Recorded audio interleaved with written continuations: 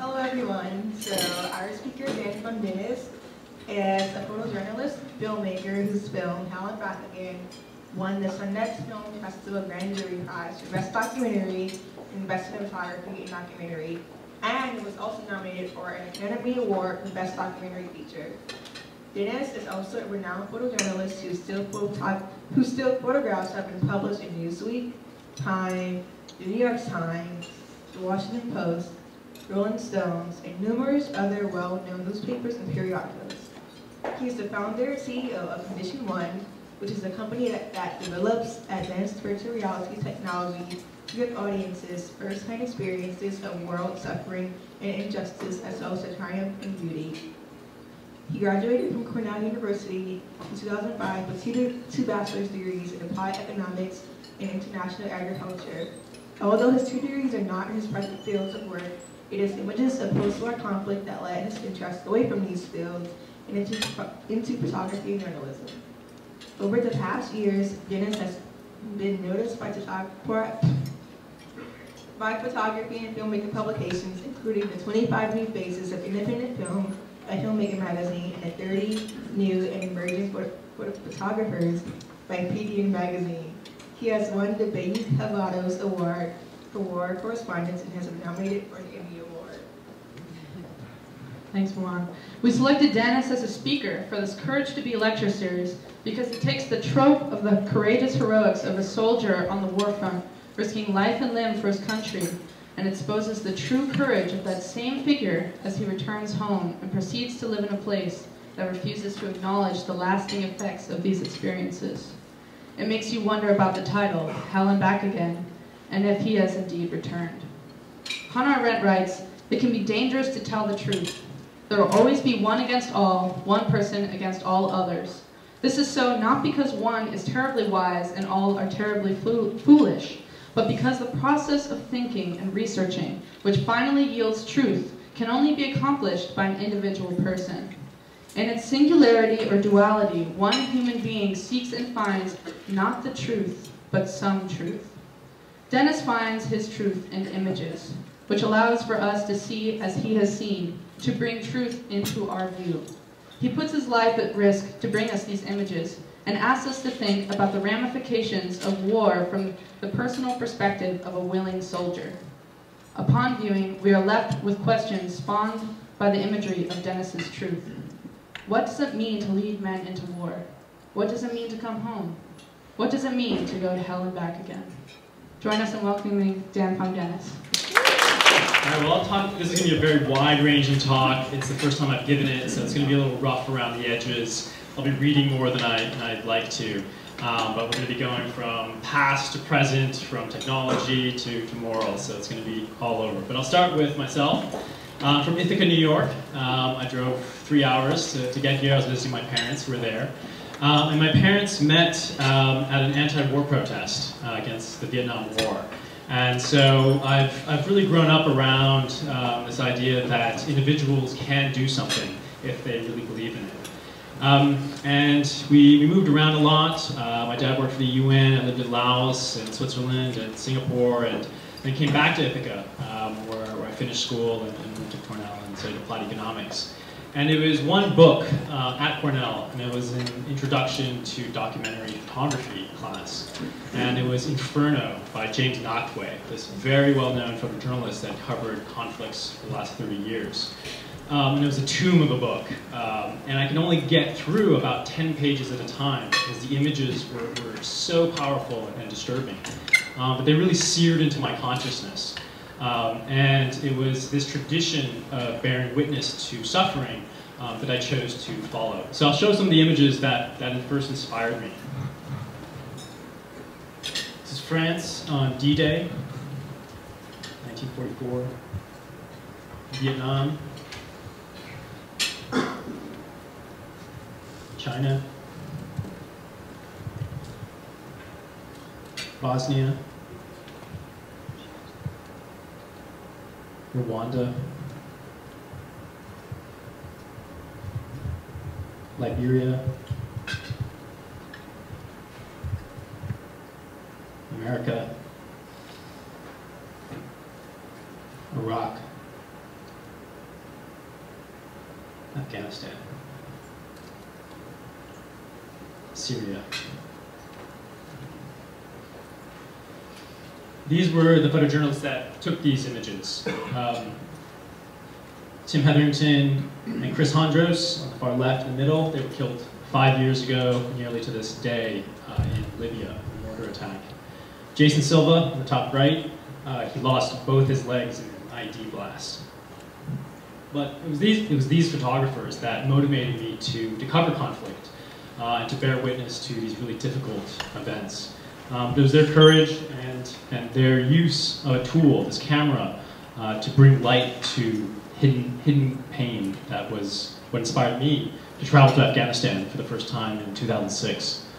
And I spent about half my time embedded with the US military, and about half the time working independently, just with a translator, looking for stories about the conflict, about the people, the fighters, and people caught in between.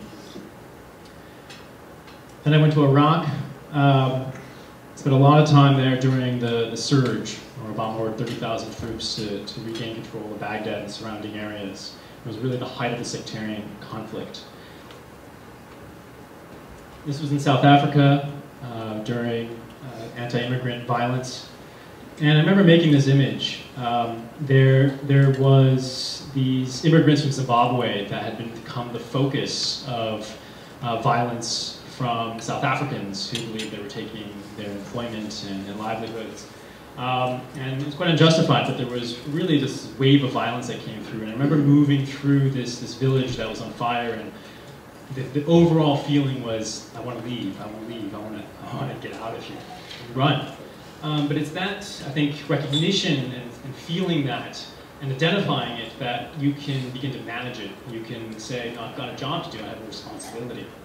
I'm here with a camera, and I need to document this. So it's not that I was fearless, I was terrified, but being able to still work with that terror and being able to manage it, I think, is what courage is for me in a physical way. This image was published on the front page of the New York Times, and it was a woman or 14-year-old girl that was in school in Kandahar. And on one of her days walking to school, the Taliban stopped on a motorbike and sprayed her in the face with acid. So she has this huge scar on her face, but still continued going to school. And so despite that, she had the courage to continue with her education. Made images for Newsweek for quite some time. And I remember sending back images that were very graphic. And the editors would say things like, these are too incendiary to publish. And it was one of my first experiences with, in a way, censorship of people shouldn't see this. It's too difficult to see. And they chose not to publish it, but Rolling Stone decided to publish it in a 2-page spread. And this was an image of an American patrol that had come across a decapitated head in Diyala province. And this was the beginnings of ISIS, Al-Qaeda in Iraq. They left a message right on the head that said, this is what happens when you work with the Americans. And despite those images getting published widely, I still felt like I wasn't able to convey that experience. It was still this flat 2D image that had an emotional distance from it. So I moved into video, and this was when the Canon 5D Mark II came out in 2009. And it was a still camera, and I could use all the same lenses, but it had this capability to record HD video. And I realized that I could use the same aesthetics, methods, and techniques that I did as a photojournalist of letting events unfold in front of the camera, but to be using a very high-quality video system. So I built a camera rig that stabilized the camera, that had weights on the bottom and a handle that allowed me to be moving with the Marines and soldiers and still get these steady tracking shots that you saw in the film. It took quite a while to really figure out how to start putting the story together, and the editor of Hell and Back Again, Fiona Otway, is here and helped me immensely with that. So actually I have a trailer of the film, but since I think most of you saw it, I'm going to skip that. So Hell and Back Again, won many awards, and well, before I get to that, the first time I showed Hell and Back Again, it was a sort of a social event, and a friend had invited me, and it was probably 40 people of sort of her social crowd. And we screened it, and about 20 minutes in, she asked me to turn it off. She said, you know, this isn't appropriate. And so I did, I obliged, I was the guest. But it was another experience where someone told me, you can't show this, that you can't, people shouldn't see this. So they were uncomfortable with the idea of showing violence. And so this sort of led me to how do I create something where there are no gatekeepers, there are no filters to the emotion and to the pain and suffering that I'm witnessing. So Helen Back Again had an immense impact in being able to bring that feeling of being there on the front lines and also going into Sergeant Harris's perspective of what it was like to come home from war. But it was still felt far away. It still felt distant. I wanted to bring people into the experience and let them witness it firsthand. So I started Condition 1 in 2010, and I assembled a team of engineers and designers and artists to try to create a new type of experience, one that was far more immersive, one that could convey emotion in a visceral sense. And so this also coincided with the Oculus Rift, and it was just a Kickstarter at the time, but I got to try the first prototype, and I put this headset on, and I was in another world, and it was very low resolution, very pixelated, and there was a lot of latency looking around, but I could tell that this was going to be a new medium. This was going to be a way to tell stories, a way to convey powerful emotions using the most advanced technology. So my team designed cameras, and there's a couple other headsets that are all coming out this year. This one's called the Samsung Gear VR. It uses your smartphone, it clicks into the headset. Sony's got one coming out as well. And what's unique about VR is that it creates presence, this sensation that you're actually there. Your brain at a low level believes it's in this other world. Emotion is really amplified in this medium. It doesn't have that barrier when you look at an image and you can sort of place that, oh, well, that's somewhere else, but I'm still here in this room. When you're in VR, you feel like you're there. And this is very powerful when looking at pain or suffering. You start to really feel it. And so people are saying this is an empathetic medium. There's a movement within the technology to use it for empathy. On the technical side, it needs to be really low latency. When you move your head, it needs to have no delay whatsoever. High frame rates, at least 48 frames per second, 60 or 90. Cinema films were shot in 24, and Held Back Again was shot in 30 and converted to 24. But we're finding we need really high frame rates to get this sense of realism, the sense that it's really real. High resolution, everything we're doing is 4K, and being able to create a comfortable experience is the really first step. Motion sickness was a big problem that we had to solve. One of the first cameras we built was using red cameras with fisheye lenses. It weighed 70 pounds. It was really difficult to use, and it was very difficult to stitch the images together. So we spent some more time building what we thought would be a more ideal VR camera. And this is called Bison. It's 16 cameras. They're all synchronized. They're all triggered together. So they're completely gen-locked, which is incredibly important when you're shooting in 3D. It shoots at full 360, so it's covering the top, the bottom, all around you. And the stitching process takes each image from each of these lenses, and we've developed an algorithm that will combine these images, align them, color correct them, and find a pixel in the next image to which corresponds to it, and to put it all into one single image without any scenes. This is very technically challenging, really hard to do, but we've got this computer vision team that has been really perfecting this. The software is designed for the hardware. We think this is going to go wide on mobile devices. The requirements for VR already exist on a mobile phone. So this is just an add-on, some optics that you can put your phone into, and you're transported into this other place. And it's really very hard to describe, impossible. You have to go in to try it to actually believe it. So I'll show this first, actually I'll just talk about it, but this 0 Point was our first short documentary that looked at VR itself. I'll play a clip.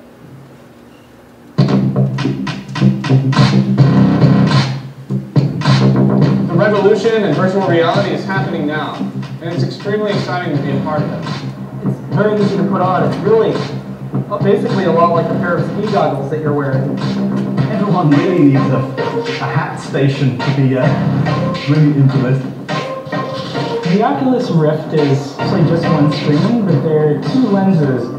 Virtual reality is three things: tracking your physical movements, redrawing a scene based on those movements. So if I turn my head this way, you draw what's over there, and then sending new perceptual information to the eyes and the ears. What is the future of collaboration and communication? Really, what's the future of humanity as we move forward with all of these virtual technologies? It's very difficult to explain to people what the Rift is like because there's really nothing else out there like it, and it's such a hard thing to grasp. And so people who try the Rift, so often they say, oh, you know, now I actually get this. I get what VR is and what this could mean for everyone.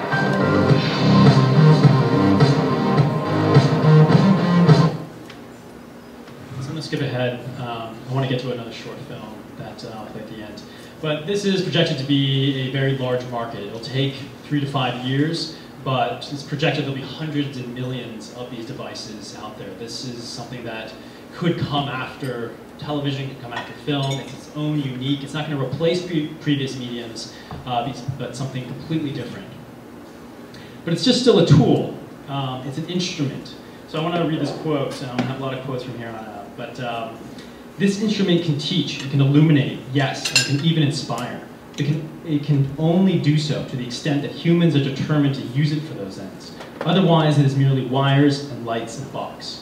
There's a great and perhaps decisive battle to be fought against ignorance, intolerance, indifference, and our history will be what we make it. That's Edward Murrow in 1958 talking about broadcast television. So we're at the same phase right now where we have this new technology and we're not quite sure what to do with it.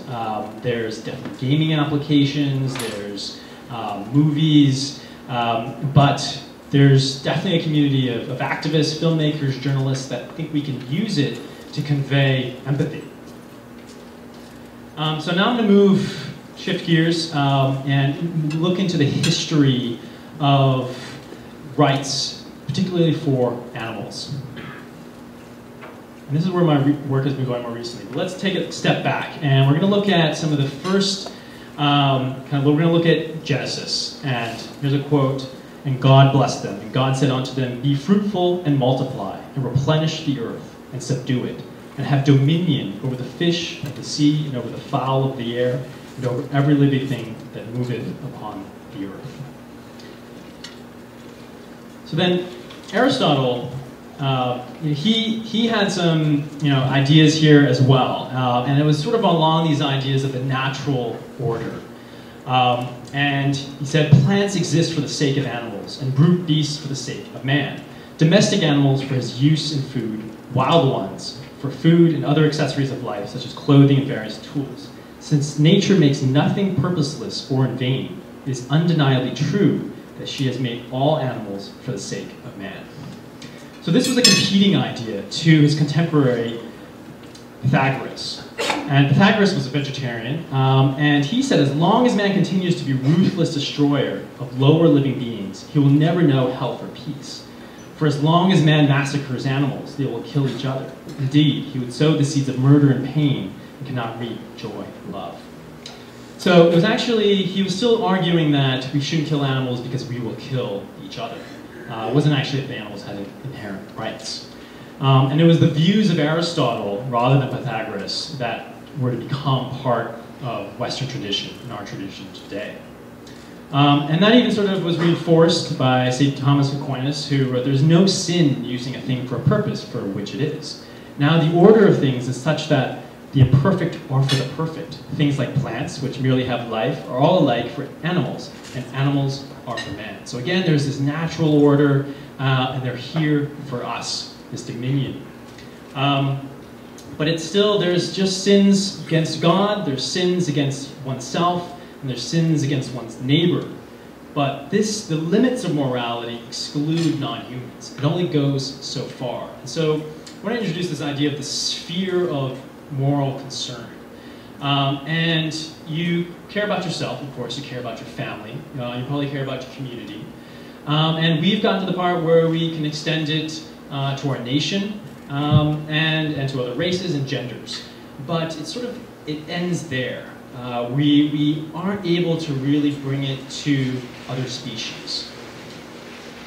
And even at Rene Descartes,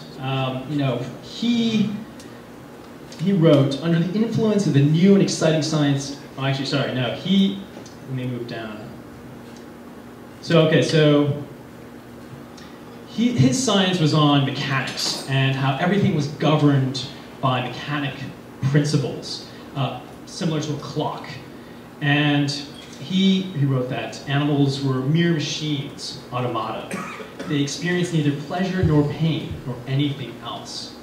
And so he, through this thinking, was able to convince the community at that time, because animals did not feel pain, that they were able to advance the knowledge of anatomy through live vivisections.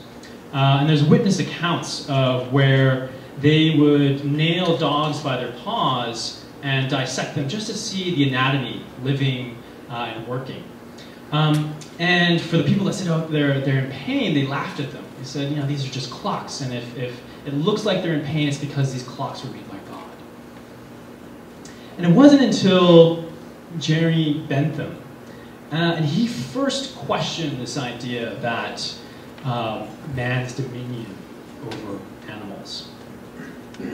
He wrote, "The day may come when the rest of the animal creation may acquire those rights, which never could have been withholden from them, but by the hand of tyranny. The French have already discovered that the blackness of the skin is no reason why human beings should be abandoned without redress to the caprice of a tormentor. It may one day come to be recognized that the number of legs, the velocity of the skin, or the termination of the osancrum are reasons equally insufficient for abandoning a sensitive being to the same fate. What else is it that should trace this insuperable line? Is it the faculty of reason, or perhaps the faculty of discourse? But suppose that otherwise, what would it avail? The question is not, can they reason, nor can they talk, but can they suffer? And so this passage is really pointing out to the capacity of suffering as the vital characteristic that gives the being to rights to equal consideration. It's not the level of intelligence. I'll move on. So it was actually, and Charles Darwin, in that same year, wrote in his diary, "Man in his ignorance thinks himself a great work, worthy of the interposition of a deity, more humble and, I believe, true to consider him created from animals." And then 20 years later, he released The Origin of Species. But even in this, he carefully avoided any discussion that, to the extent that theory of evolution of one species from another could be applied to humans. And he thought that he wouldn't go into that humans actually evolved from animals, because it would give his critics a way to discredit him. And it wasn't until many years later, only in 1871, when theory had already been accepted by most scientists, that Darwin published The Descent of Man, and thus making explicit what he concealed in a single sentence of his earlier work. So, all of this really ties in also to human rights, the anti-slavery movement, and women's rights. Again, this expanding sphere of concern for others that have the capacity to suffer, not based on their intelligence. And Thomas Jefferson, even though he was a slave owner, he was already getting to this point where he said, by whatever be their degree of talent, it is no measure of their rights.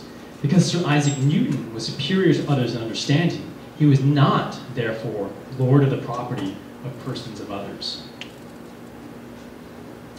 And the same questioning of whether intellect should be the measure of rights was raised by one of the leaders of the anti-slavery movement, but who moved into the women's rights movement. And Sojourner Truth said, "They talk about this thing in the head. What do they call it? Intellect," whispered someone nearby. "That's it. What that got to do with women's rights or Negroes' rights? If my cup won't hold but a pint, and yours holds a quart, wouldn't you be mean not to let me have my little half measure full?"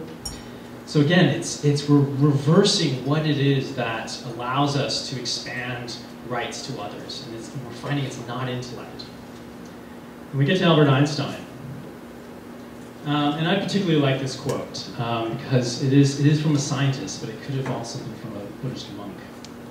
A human being is a part of the whole, called by us universe, a part limited in time and space. He experiences himself, his thoughts and feelings, as something separated from the rest, a kind of optical delusion of consciousness.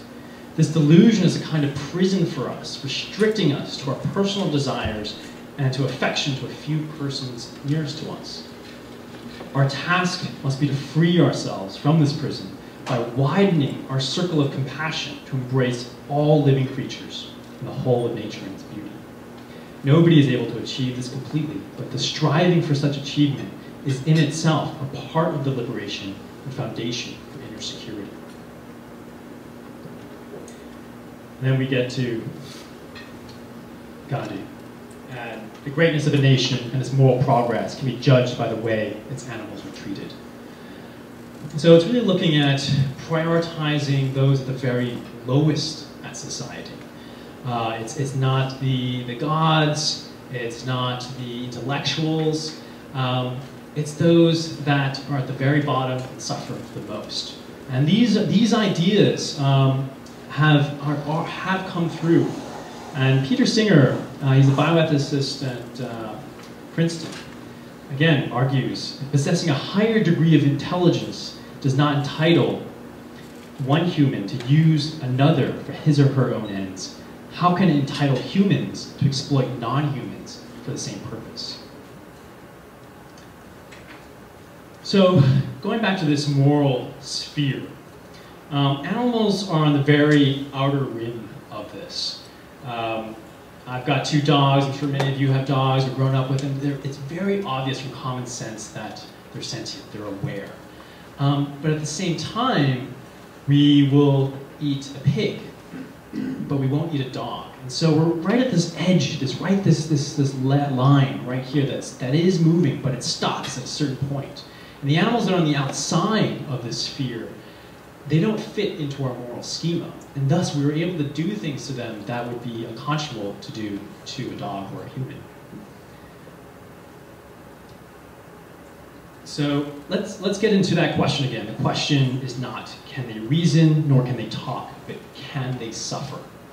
Now there's research, recent research, and looking at how the brainstem, which is actually part of the reptile brain that comes up, and we have actually 3 brains encompassed in one another. The mammal brain on top of the reptile brain, and further along in the evolutionary train, the primate brain. And if you look at the evolutionary history of animals, it does not diverge from mammals until the central features of the nervous system are already in existence. So our nervous system, that capacity to feel pain, has already been developed in other animals. And if you even think about it from an evolutionary perspective, the capacity to feel pain obviously enhances that species' prospects of survival. It causes the members of the species to avoid injury. So it's surely unreasonable to suppose that the nervous systems that are virtually identically physiologically and have a common origin, have a common evolutionary function, would result in similar forms of behavior in similar circumstances. So we're finding that it's most likely that higher mammalian vertebrates experience pain sensations at least as acute as our own. To say they feel less because they are lower animals is really absurd. It can easily be shown that many of their senses are far more acute than ours. Visual acuity in certain birds, hearing in most wild animals, and touch, they're far more advanced and sharper than our own awarenesses in those environments. It gives them a real edge evolutionarily. So let's focus on the brainstem, that bottom section, the oldest part of our brain. And so new research is indicating that the protocell, this first level of consciousness, is generated in the brainstem. And this is coming from research from Antonio Damasio, who wrote Self Comes to Mind, Constructing the Conscious Brain. And this proto-self that's generated in the brainstem is a foundation for the overall self, and in its absence, you can't have consciousness. So let's look at the brainstem in various animals.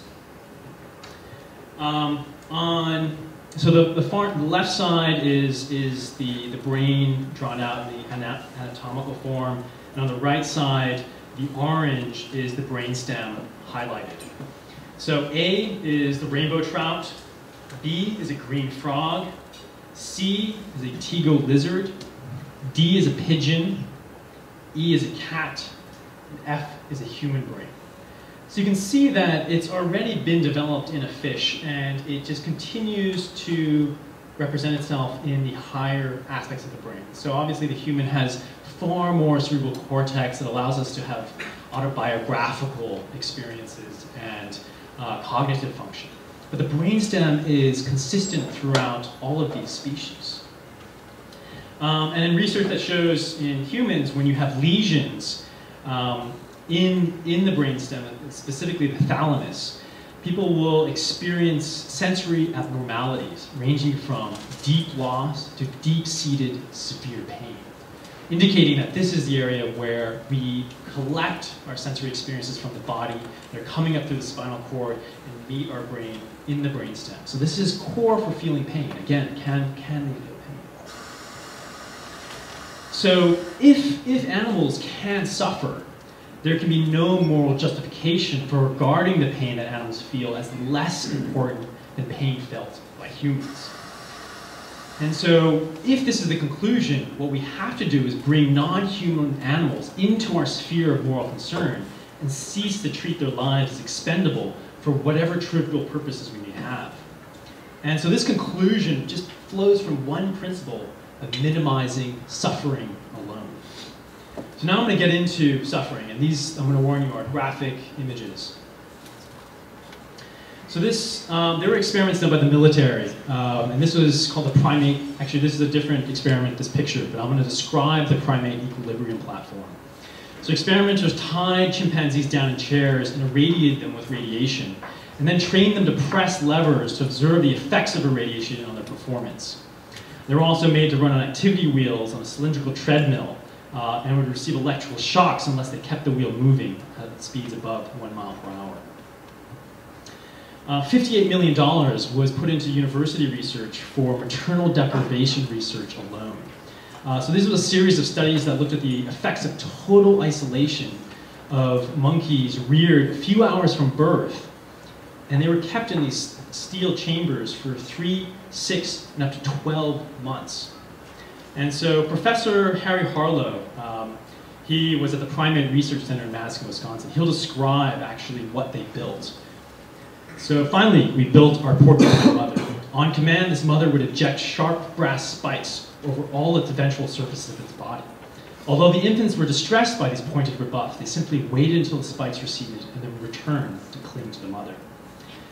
And out of the 2,500 experiments that they ran on maternal deprivation, he wrote, most of the experiments were not worth doing, and the data attained are not worth publishing. Trivial results. Harvard University placed dogs into a device called the shuttle box. This consists of a box that divided into 2 compartments. And the compartment would be open, and they would put intense 50-second severe pulsating shocks, which would cause the dog to jump into the next compartment. So they would train them to move to these shocks.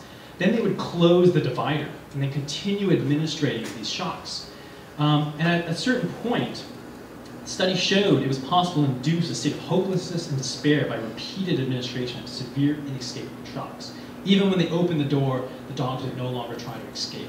They'd be totally hopeless. And they do this for all sorts of types of different animals. Okay, well, I already shared it, but if you think of a farm, I'm going to shift gears here. And going back to sort of the moral foundations, this is what man's dominion over animals allows us to do. If our moral concern is limited to our own sphere, our own species, it allows us to do all sorts of things. So if you think of a farm in your head, maybe it has a red barn, green fields. On my way here today from Ithaca, I took this picture. And barn after barn looked like this, decrepit, dysfunctional, and disused. This is the red barn is from the 1950s. It's a representation from the past. It doesn't exist. The small farmer has been pushed out by large corporate agribusiness. And I'm going to show you what images of modern farms look So this is a chicken farm, and in these sheds, 10,000 to 50,000 birds are in these heads. They're long, windowless sheds. They're on the floor. Before they were in cages, and it's inside of them. The ammonia is so thick from their waste mixing with the water that when humans go in, they can only stay in for a few minutes before their eyes start burning, their throats start burning. It's a very toxic environment. They're completely controlled by the light, the controlled temperature, and have all artificial ventilation. So if the power goes out, they all die. They never see daylight, and until they're taken out to be killed, they never breathe fresh air. In the egg-laying facilities, they're kept in these small cages, these battery cages, 5 to a box of tiny size. And there's constant and acute frustration inside these modern egg factories. None of the birds they're unable to stand or perch comfortably. They're constantly being pecked at, which is why they have their beaks cut with a hot razor blade when they're chicks.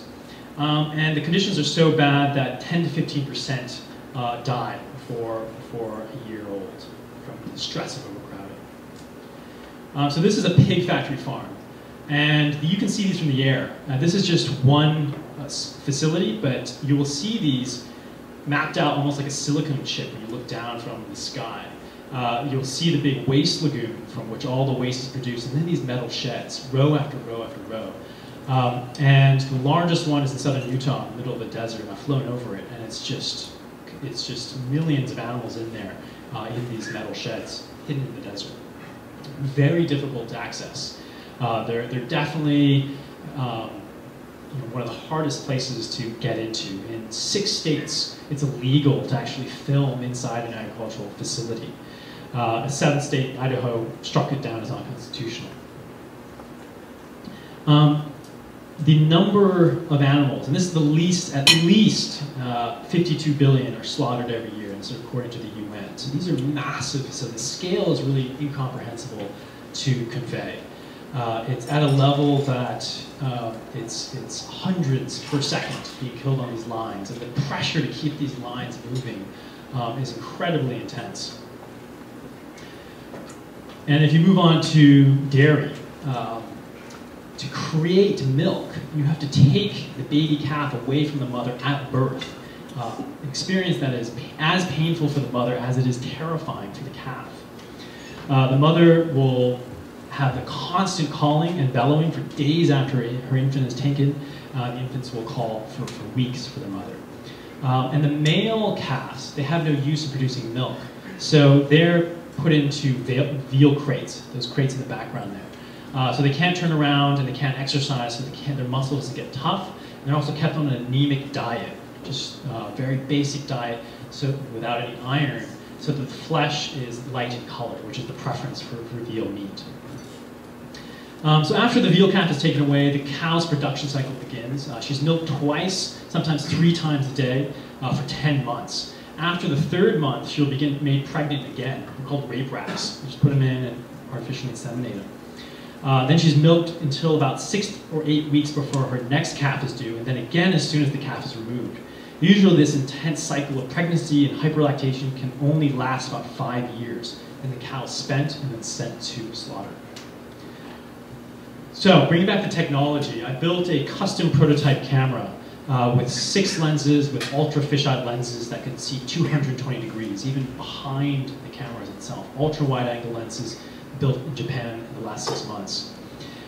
We designed this camera to be low profile and fast moving. Our previous camera that I showed, the Bison, just wouldn't have been able to get into these situations. And we got access to these various facilities through an animal rights organization called Animal Equality. And we had unfettered access, and we just showed the standard practice. This isn't even sort of abnormal cruelty. This is standard operating procedure. So it's filmed in 3D 360, and I am looking for 2 volunteers that would like to experience this in the VR headset. We've got one. You want to come on up? We got 2. So I'm going to play this video on the big screen here, but these two will be experiencing it as it's actually meant to be experienced in the full headset. If you bring both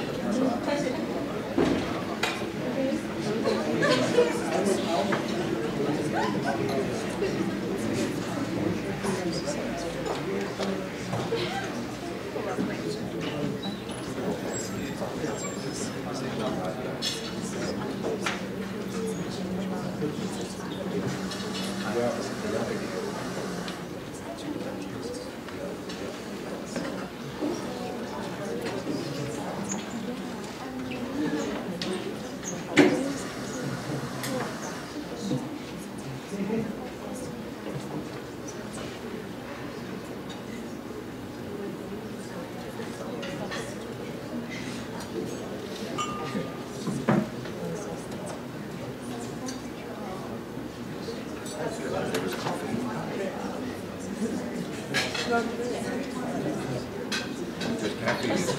So I'm going to play the video that they're seeing in here. It's obviously not the same thing, but you'll get a sense of what they're experiencing. They'll see the full 3D, feel the presence of actually being in space. These pigs live in gestation pregnancy. They're unable to even turn around.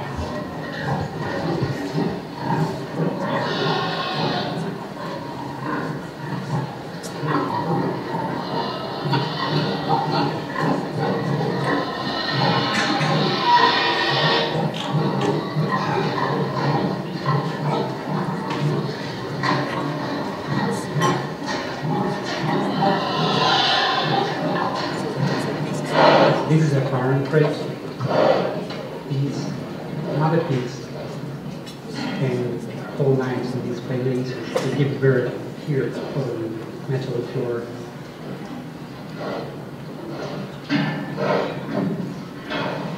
Her piglets are just 20 days old. Shortly after being born, they will be mutilated and will be castrated. The teeth cut and the tail cut as well.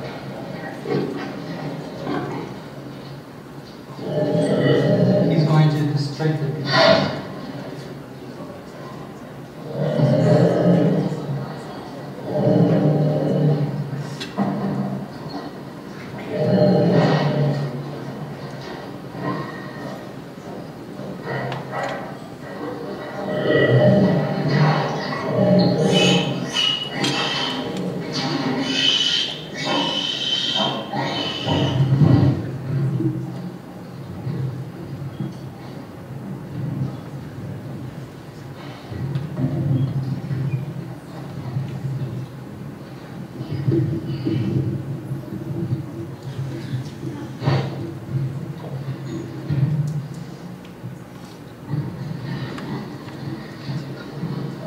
talk to me now. From here, the sentence will.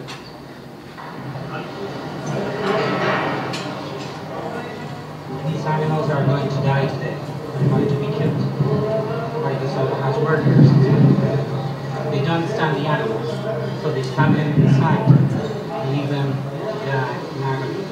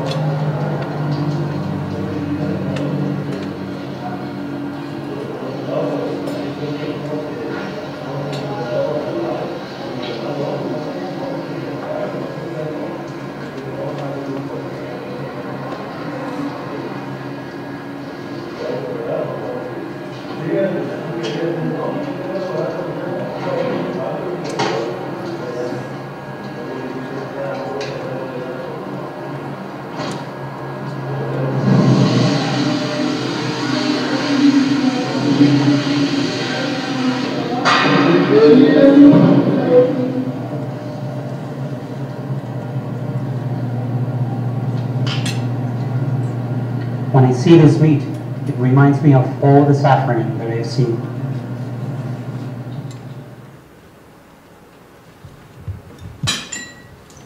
this system of abuse has been exported from the West. These original blueprints for the designs of factory farms came from the Nazi Holocaust, very efficient killing systems.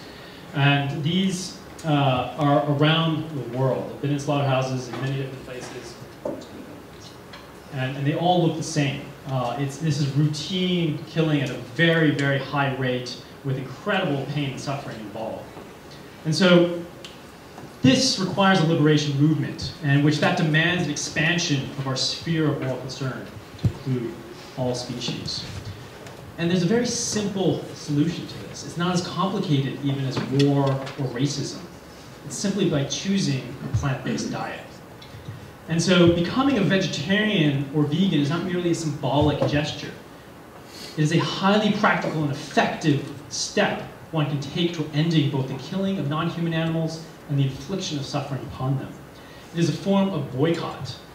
Until we boycott meat and all other products from animal factories, we are, each one of us, contributing to the existence, prosperity, and growth of factory farming and all other cruel practices used in rearing animals for food. So I'm going to end on a quote from Martin Luther King. Never, never be afraid to do what's right, especially if the well-being of a person or animal is at stake. Society's punishments are small compared to the wounds we inflict on our soul when we look the other way.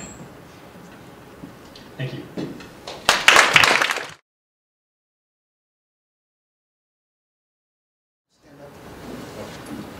Considering how often subjugation of a particular group is associated with dehumanization, how does, or do you at all grapple with considering how your work might subvert attempts to delineate the human subject? So do you mean by focusing on animals, do we forget about human rights? Or do we forget about the human problems because we're focusing on animals? Yeah, I suppose my interpretation of Gandhi's quote that you put up was more that, again, my interpretation is that the way that a society treats animals is indicative, perhaps, of the way that it treats its people, rather than necessarily that being the cause. Yeah, I mean, if you even look at the word dehumanization, and dehumanization is kind of a key step in the military to be able to kill. Killing is a very abhorrent practice for any human. You really have to be conditioned to be able to do it. And it's really the worst at close quarters and close combat. In World War II, on the bayonet, most soldiers would not use their bayonet. They would turn it around and instead club their soldiers. And it becomes easier. The distance you take, sniper rifle, drone strike, it becomes easier and easier to distance yourself from that act of killing. So dehumanizing, it is something that is already built into this speciesist attitude of, well, we treat animals that way, and we have to treat humans that way to be able to kill them. So it's trying to go even at the very fundamental layer of, well, why is it that we dehumanize, and why is it that animals, we treat them like animals, is in our language. It's so ingrained from philosophers of old age. Yes. One of the, so I'm currently, it's not a courage to, it's not a courage to be course, but I'm taking a photography and human rights course right now. And one of the sort of running themes in it is empathy and how we use photography as a vector of empathy for human rights. And a big issue that arises when it comes to photography is that it often, well, aside from the fact of like being the spectator looking at a photograph outside of context and things of that nature, one of the things that arises is that photographs at some point lose their ability to not inform, but to inspire action in a way, because you are showing photographs to an already anesthetized audience. And now with this technology, especially after just stepping out of virtual reality and seeing firsthand, actually being right there but not really being there, the slaughtering of animals, do you foresee any possibility of this not necessarily not working, but do you see a moment in history going forward where even the means of virtual reality might actually fail because we are already anesthetized as individuals to the rights Great of question. animals? And thank you for going through that experience. It's 10 times more intense inside VR. That slaughter scene that he watched in VR, it's within arm's reach. It's that close. It feels like it's that close in VR. So the question is about numbness to images and failing to inspire or to evoke action. And this is actually the reason I moved from photography and photojournalism into documentary filmmaking and video. Because I felt that my images people had become numb to them. After 10 years of war, the same images were being made, the same images were being published. It was just some faraway abstraction. It was this idea that we're at war, and the images that we're seeing don't really convey the brutal reality of it. And so I think recognizing when the medium, and photojournalism will always be at the heart of what I do, but recognizing when it no longer has impact, I think is an important realization to have. And so moving into video and moving into film was that attempt to try to evoke that empathy. And if you look even at the root of empathy, from the Greek word empathy, it's within suffering. And virtual reality, it allows you to have a very heightened sense of empathy. We all are built in to have an empathetic response when we see suffering. And when it's directly in front of you, it invokes it very strongly. And we use that through presence, that feeling like you're actually there. And so, could we become numb to virtual reality? Yes, in the same way that we would become numb to violence in the real world. Virtual reality will essentially get to a point where it's indistinguishable from reality. The resolution, the frame rate, the technology will get to a point where it will feel as if we're actually there and that this is real. And so take emergency ER workers that respond to really graphic, horrific events. Many of them do become numb. Photographing war, I became numb. What do you mean numb? Emotionally desensitized, not feeling anything. Like you're wrapped in a blanket that keeps you from experiencing someone else's pain. So I think it's absolutely possible to become desensitized in the real world, and virtual reality will simply be a reflection of the real world. So I think that's an important question to ask, but it will be a long time before we become numb in our real world to violence. So I think it has a long lifespan. Thank you. I have a question about how back then. So of all the people you encountered and worked with during the war, why do you choose this certain person to be the subject of your film? What made you choose him? Yeah, so I never had the intention of actually making a film. I was thinking that when I was shooting it, that it would be used in a news broadcast. So I was covering this very large offensive, and maybe a few minutes of it would be seen. And so I was embedded with 2-8 of Echo Company and was following this platoon as they pushed in. And I met Sergeant Harris on that first day of this assault, this machine gun hill. I had run out of water, a Marine had been killed, many had collapsed from exhaustion, and Sergeant Harris handed me his bottle of water. So that's where I first met him. But I didn't actually know he would be the character of the film until actually much, much later. And he had gotten shot and was medevac back to the US. And I rejoined their platoon back in North Carolina. And when I was filming all the Marines getting off the bus, he wasn't there, and I asked him, he's been shot. And so I ended up visiting him and started filming his recovery. And so it was a very organic process of, well, this story is going to continue in a very different way. I had no intention of making a film about coming home from war, but it's the way that it went. So the footage from Afghanistan, we had to really comb through quite a lot and pull the footage that he was in, because I hadn't decided to make him the character while I was there. It wasn't until coming home that it really became his story. So it was a very organic process of what was happening and what was important and which way would it go, and being open enough to say, well, it's going to go this way, and not having a very predetermined idea of what film would be. I was wondering if you could talk a little bit more about empathy in conceiving of morality, especially since you are taking the step of extending human systems of morality onto animals, by default excludes plants who are not able to suffer, who do not have a consciousness, and nevertheless harm is arguably done to a plant. Yeah, sure.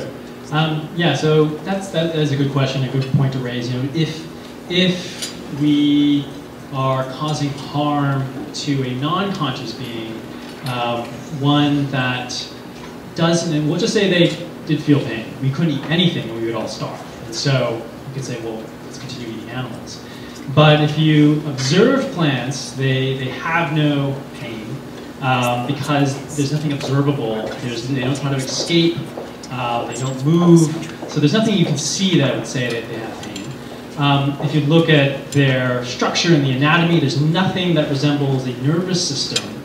And so I think, you know, we can draw the line at plants because there's just no scientific evidence. But I think it gets interesting if you were to go up from plants to maybe crustaceans or to shellfish, or where is it? Where does consciousness arrive? And we don't know. So I think there is sort of this gray area between sort of low-level reptiles and plants that we don't know if they're actually conscious, or we don't know if they suffer. My question is more, why is it suffering and pain that defines the systems of morality? Why, I mean, bananas bend because they respond to stimuli because they want to get towards the sun. So why is the fixation of how we conceive of morality, why is it pain, and why is it that we want to avoid suffering? And are there maybe other ways of setting up a morality other than that? Yeah, I think it sort of goes to a utilitarian view that each one counts for one and no other. And so, yeah, I think there are different perspectives that could be taken, but I think this is sort of looking from a humanitarian point of view and expanding it beyond that. But it is just one. It is one that could be among many. But I think it is one that as conscious beings, we are limited to this perspective, but we know that we are able to suffer. And I think if you have faced death, and everyone in this room will face death at some point in your life, you will face grief, you will face the deepest of pain. It is part of that, our experience of that. And if we are able to develop our empathy, and I think we are capable of training ourselves, I think it can be a skill that can be taught. And empathy, I think, is just the first step. Feeling someone else's pain doesn't necessarily evoke action. I think the next step is action, and that's compassion. A fierce compassion, a warrior-type compassion where it's, I am going to change this because it is wrong. And so I think we are able, through our own experiences, to know the depths of the pain and suffering of others. And for that reason, we prioritize that because it's if you have felt deep pain, you will know what one will feel. So a little bit of circuitous, but sort of trying to answer it. Thanks so much for coming. So you talked a lot about the horrors of the meat industry and associated industries.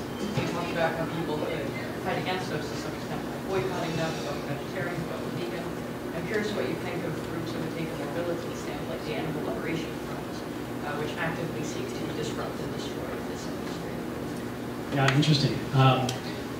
You know, I am actually more on that side, that I would support that because it is such a abusive system. And so laws that exist but are unjust should be questioned. And the 6 states where it is illegal to film inside an agricultural operation, those are unjust laws. And so I think those have to be questioned and tested.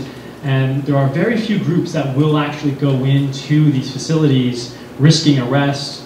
And they're called open rescues, and they take often baby animals out and bring them to a sanctuary. And it's symbolic, but it saves one life. But I think that is an important aspect of it. There is this passive, it's not that passive, but nonviolence is very, very powerful. By choosing not to eat meat and taking that act of nonviolence, if we all did it, we would end it. But I think that you do need an extreme to balance it out. And not everyone is going to break into a factory farm and do an open rescue. But I think it sets a bar, it sets that, it helps everyone get a little bit closer. I think it is important. When you were seeing the horrors of war or the horrors that humans are doing onto animals, numbness is one thing, but even talking to people like this and understanding that while everyone is horrified by that, the majority, in most situations, will choose willful ignorance or rationale made in some self-interested way to continue with their own life pattern. What is your method for dealing, not with numbness, but with misanthropy at that point? Yeah, and it's very common to have a defense mechanism that just immediately comes up when it questions your own morality. And information really isn't enough. We have our smartphones, we have the internet, all the information is out there, 52 billion animals a year. It's experience plus information that I think will get through those psychological defense barriers. So I think that's where the VR comes in. VR is an experiential medium. It happens as if it's happening in front of you, and you will have reactions to it as if it were real life. So I think you need the information plus the experience to actually get through these psychological barriers that we have. But for people that are very resistant, I think a compassion training is applicable, and compassion for themselves first, because you can't practice compassion to others unless you're first compassionate to yourself. So I think meditation, specifically on these loving kindness compassion meditations, are actually critical to this process. And so one of the other virtual reality experiences we're creating are these guided meditations. You sit in a beautiful area and you're taught to feel compassion. And I think they're a complement to the really difficult, really hard to watch. It gives you a tool to be able to deal with it. So I think the work that you're doing is really important.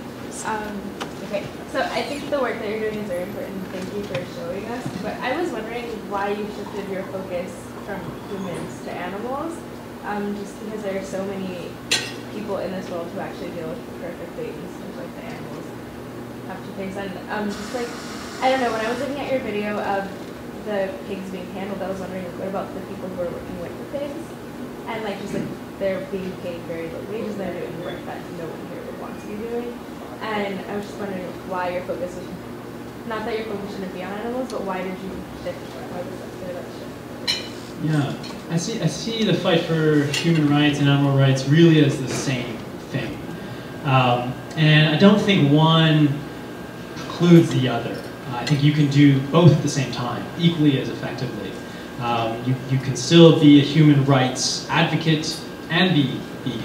It doesn't interfere with the other. And so I think I still advocate for many people to keep doing the good work in human rights. But for me personally, it was going into a slaughterhouse, and I ate meat for 30 years, and I knew what happened there. I had the information, but it was going into one and seeing it firsthand that really shook me. And then it was applying that to the scale of it. The scale is very hard to comprehend for us. It's in billions and billions, and that really shook me as well. This is something that is happening all the time, incessantly, at such a high rate, and there's more suffering happening on this planet than in its whole history of its 4.5 billion years. So I've chosen to take that fight because it's even less accepted. It's even a more radical idea to say that we should give animals rights than it is to humans. So I'm sort of at that, I think, leading edge of following in the footsteps of others that have come before, but in a smaller minority. I think you still need people to push the boundaries of that moral sphere. Yeah. So, Wait, you already got a chance, Mark. I did, but you picked me again. Well, I think You picked somebody else, you're you're right. But anyone else that hasn't spoken? Yes. I was wondering if you could speak about the role of narrative. Personally, what I found moving about your film was the way that this man took on a nuanced life, and we saw his home and his negative sides and positive sides. And to me, looking at this graphic footage of a slaughterhouse is just like repulsive to my core, but the narrative could draw out so much more like depth, and I just wonder if virtual reality really is the key to provoking empathy rather than, a beautifully made film or a well-written novel, that like these other structures of narrative, I think, are maybe more, that's what I took away from your movie. The war footage was sometimes really difficult to watch and not necessarily moving in the way that the characterization. Well said. Yeah. And I don't think, virtual reality will place any medium of power. It doesn't discount the power of previous mediums. And narrative in VR is completely unsolved. It's blue ocean. No one has really figured it out, and I don't think it will be figured out very quickly. It'll take another generation of VR creators to figure out the syntax and the language of it. So right now there aren't great narratives in VR. It's just very hard to guide attention when it's in full 360 degrees. And the attempts that have been made, they don't feel quite authentic. So the stage that VR is at, it's very early, it's the earliest days of it, are like the train coming into the station. It's this very beginnings of it. And I think it will be crafted into a form that will take in narrative and how do we direct in something that is completely unguided. You're really handing a raw experience to someone and saying, you decide what's important to see, and you make the cuts, and you make the frame. So it's not to discount the previous mediums, and they are very well developed. We've had 100 years to work on cinema. We've had 3 to work on VR. So, I think VR is still at this early time, and it will start to incorporate narrative, and the things that we'll see will be much more advanced than these raw, visceral experiences. But we're just at that point. Hi, thank you very much. I was wondering if you see, I guess, logistically, if you see your use of VR in this stage where it's not a platform that's accessible to everyone, and it's still something that's very expensive to produce.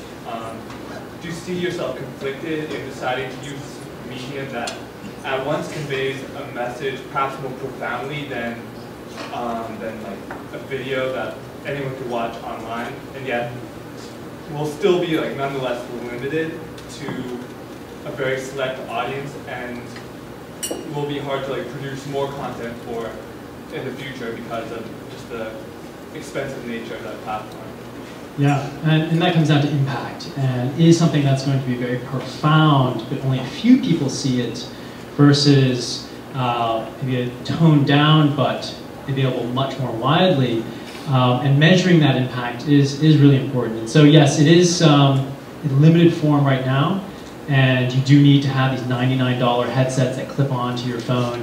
But Facebook and YouTube have both enabled 360 video, and we're finding the most views are on online platforms where you're taking your mobile device and just looking around inside the video. So it does need to go wider for it to really have an impact. But that's really, I think, the bet, is that this will become a new computing platform. We will interact with our machines in this format, and it will become very widespread. And if it were not to be widespread, if it were just to be a niche technology, which I don't think it will be, I'd move on and find something else. It is about finding the most impactful way to get these experiences out. And we found a lot of cause and advocacy-based organizations naturally gravitate to VR because it can convey something that no other medium has been able to do in the past. But yes, it does need to grow in much bigger numbers for it to be as impactful as something that can have 40 million views on Facebook, which a recent hatchery video where they grind up live chicks had 40 million views, and that's had huge impact. So we're not there yet as to the viral video that could be seen by millions.